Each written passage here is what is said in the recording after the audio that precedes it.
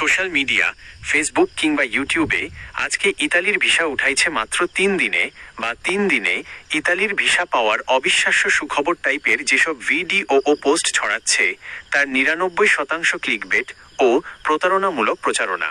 বাস্তবতা ও দূতাবাসের অফিসিয়াল প্রক্রিয়ার সাথে এই ধরনের খবরের কোনো সম্পর্ক নেই।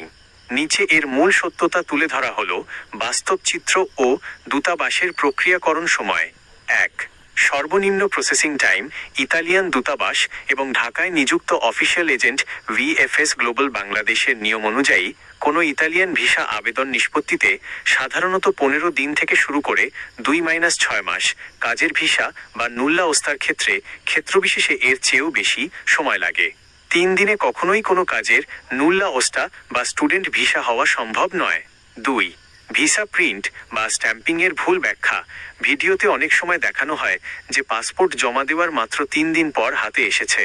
আসলে এটি ঘটে কেবল তখনই যখন কারো আবেদন বাতিল বা রিফিউজাল হয়ে যায় অথবা অ্যাপয়েন্টমেন্ট ছাড়া বিশেষ কোনো কূটনৈতিক সার্ভিস ব্যবহার করা হয়।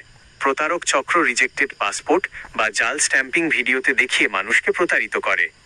3. দালাল চক্রের কৌশল। অনলাইনে এই ধরনের ভিডিও ছড়িয়ে মানুষের কাছে বিশ্বাসযোগ্যতা তৈরি করার চেষ্টা করা হয় যেন পরবর্তীতে আসল নুলাওস্তা বানিয়ে দেওয়ার কথা বলে বা 3 দিনে নিশ্চিত ভিসা দেওয়ার আশ্বাস দিয়ে মোটা অঙ্কের টাকা হাতিয়ে নেওয়া যায়। প্রবাস গমনেচ্ছুদের জন্য অত্যন্ত জরুরি সতর্কতা। প্রতারিত হবেন না। ইতালির কোনো কাজের ভিসা, স্পন্সর, নুল্লা ওস্তা 3 দিনে হওয়া টেকনিক্যালি ও আইনিভাবে সম্পূর্ণ অসম্ভব। Online verification.